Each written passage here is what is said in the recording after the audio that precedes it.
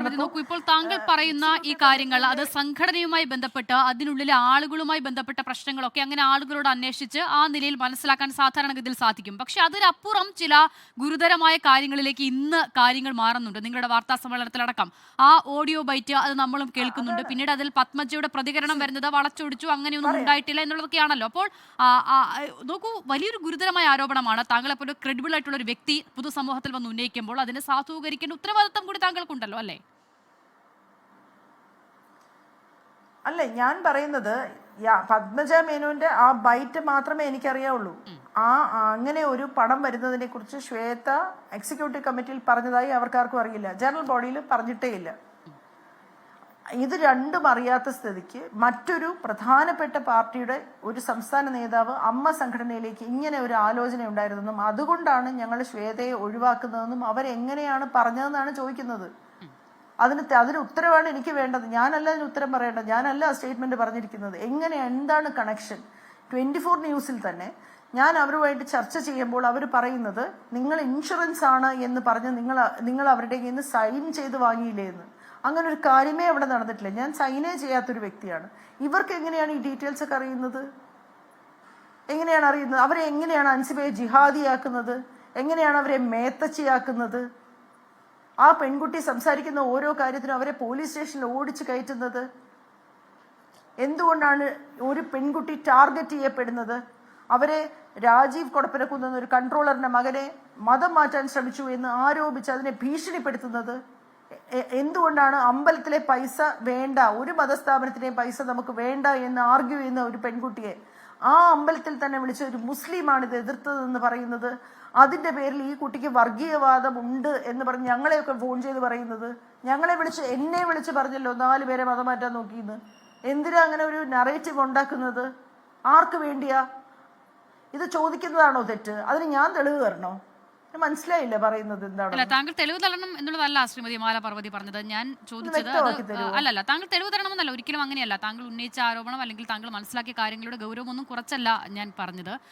അത് ഗുരുതര സ്വഭാവത്തിലുള്ള ഒരു കാര്യമാണ്. സ്വാഭാവികമായും അതിന്റെ വിശദാംശങ്ങൾ കൂടി നമ്മൾ മറ്റിടങ്ങളിൽ നിന്ന് കേൾക്കാത്തതാണ്. അപ്പോൾ താങ്കളോട് തന്നെ ചോദിക്കുകയേ വഴിയുള്ളൂ. അങ്ങനെയാണ്, അല്ലാതെ താങ്കൾ ഉന്നയിച്ച ആരോപണത്തിന് അങ്ങനെയല്ല കേട്ടോ.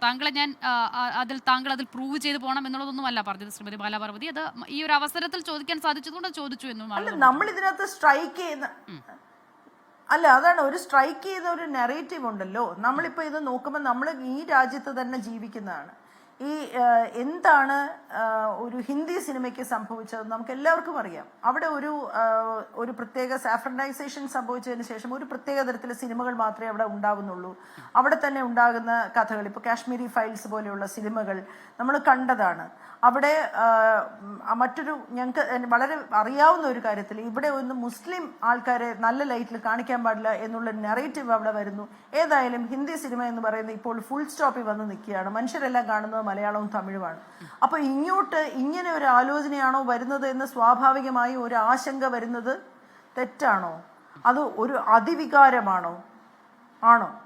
അത് അമ്മ പോലെ ഒരു സംഘടന, താരസംഘടന, ആക്ടേഴ്സിന്റെ മേഖലയിലേക്ക് വേറെ ഒരു അജണ്ട ക്രീപ്പ്. ഞാൻ ഒരിക്കലും ഇവിടുത്തെ ഒരു രാഷ്ട്രീയ പാർട്ടിയെ പറയുകയല്ല. ഇങ്ങനെ ഒരു സ്വഭാവം കാണിക്കുമ്പോൾ അത് മതേതര കേരളത്തിനോട് തുറന്നു പറയണം എന്ന് തോന്നുന്നതിൽ എന്താണ് തെറ്റു? തീർച്ചയായും അതില്ല ശ്രീമതി മാല പാർവതി. ഞാൻ താങ്കൾ സംസാരിച്ചു വന്നതിൽ ആദ്യഘട്ടത്തിൽ ഇടപെട്ടതാണ്. ആ പോയിന്റ് അപ്പോഴേക്കും താങ്കൾ വിട്ടുപോകുകയും ചെയ്തു. നോക്കൂ, അങ്ങനെ ആ ഒരു ചർച്ചയിൽ 24 തന്നെ ചർച്ചയിൽ പങ്കെടുക്കുന്നതിന്റെ ഭാഗമായി ആ വിവരങ്ങൾ തേടിയ ഘട്ടത്തിൽ ആ ഓഡിയോ സാന്ദർഭികമായി താങ്കളിലേക്ക് എത്തുകയായിരുന്നു അല്ലേ? അതിനെ തുടർന്നുള്ള കാര്യങ്ങൾ കൂടി പറയൂ. അത് സാന്ദർഭികമായിട്ടാണ്. ഞാൻ യാദൃശ്യമായിട്ട് പോകുമ്പോഴാണ് ഇങ്ങനെ അമ്മ സംഘടന ശ്വേത എന്ന് പറഞ്ഞപ്പോൾ ഞാൻ അത് തിരിച്ചു നോക്കിയിട്ട് ഇൻസ്റ്റാഗ്രാമിൽ സ്ക്രോൾ ചെയ്ത് കാണുമ്പോൾ ഇത് ആരാണ് ഈ ലേഡി? സത്യത്തിൽ എനിക്ക് ആ മാഡത്തിനെ മനസ്സിലായില്ല. പണ്ട് ദൂരദർശനിൽ വർക്ക് ചെയ്തിരുന്നതാണ്. അപ്പൊ ഇവരാരാണ് എന്ന് ഞാൻ വിളിച്ച ശ്വേതയുടെ റിലേറ്റീവോ അങ്ങനെ വല്ലതും ആയിരിക്കും. കാരണം ഇവര് ദൂരദർശനിൽ പണ്ട് കണ്ടിട്ടുണ്ട്. അപ്പോൾ അന്വേഷിച്ചപ്പോഴാണ് ഇവര് മുൻ കൗൺസിലറായിരുന്നു ശ്രീമതി പത്മജ മേനോനാണ്. അവരിപ്പോൾ BJPയുടെ സംസ്ഥാന കമ്മിറ്റിയിൽ ഉണ്ടെന്ന് പറയുന്നത്. അപ്പൊ ഇത്ര കൃത്യമായിട്ട് അമ്മയുടെ സംഘടനയിലെ കാര്യങ്ങൾ ഇവരിങ്ങനെ അപ്ഡേറ്റഡ് ആവുന്നത് എനിക്കിത് വലിയ അതിശയം തോന്നി. എനിക്കിത് പൊതുലോകത്തിനെ അറിയിക്കണമെന്നും തോന്നി. കാരണം ലക്ഷ്മിപ്രിയ എന്ന വ്യക്തി ഓരോരോ ആൾക്കാരെ, ഇപ്പം ശ്രീമതി പൊന്നമ്മ ബാബു പറഞ്ഞു, അവരുടെ വീട്ടിൽ ചെന്ന് പറഞ്ഞു നമുക്ക് അദാനിയുടെ പൈസയൊക്കെ ഒരുപാട് വരും, നമുക്ക് എല്ലാവർക്കും പൈസ കിട്ടും, അപ്പൊ അതിനുശേഷം ശ്വേത ചേച്ചി എല്ലാ കാലത്തും പ്രസിഡന്റ് ആയിരിക്കും. ശ്വേത എല്ലാ കാലത്തും പ്രസിഡന്റ് ആയിരിക്കണം എന്നൊക്കെ ആഗ്രഹിച്ച വ്യക്തി തന്നെയാണ് ഞാനും. കഴിഞ്ഞ വർഷം ഒരുപാട് കഷ്ടപ്പെട്ടതുമാണ്. പക്ഷെ ഇങ്ങനെ ഒരു കാര്യം രഹസ്യമായിട്ട് ഓരോരോ പോക്കറ്റിൽ പറയുന്നതിൻ്റെ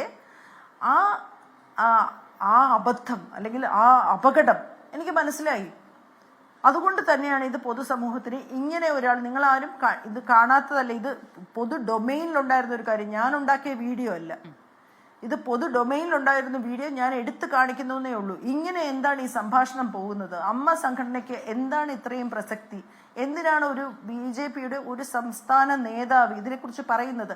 അപ്പോൾ അവർ പറയുന്നത് എൻ്റെ വരികൾക്കിടയിൽ അവർക്ക് കാര്യങ്ങൾ വായിക്കാം എന്നും, അവർ പറയുന്നത് നിങ്ങളുടെ സംഘടനയിൽ നടന്ന കാര്യങ്ങളൊക്കെ ഞങ്ങൾക്കറിയാം, നിങ്ങൾ അവിശ്വാസ പ്രമേയം ഇൻഷുറൻസ് ആണെന്ന് ഒപ്പിട്ട് വാങ്ങിയില്ലേ എന്ന്. അങ്ങനെ ഒരു കാര്യമൊന്നും അവിടെ നടന്നിട്ടില്ല. അപ്പം നമ്മൾ എങ്ങനെയാണ് മാഡം, എന്നെക്കാട്ടി കൂടുതൽ മാഡത്തിന് കാര്യം അറിയാമല്ലോ. അപ്പം എന്താണ് സംഭവിച്ചുകൊണ്ടിരിക്കുന്നത്? സ്വാഭാവികമായി എൻ്റെ സംശയമാണ്, ഇത് പൊതുസമൂഹത്തിൽ പറയണമെന്ന് തന്നെയാണ്. കാരണം ഇത് അമ്മ സംഘടനയിൽ നിന്നും പുറത്തു വന്നു, ഇത് ഒരു സാമൂഹിക വിഷയമാണ്.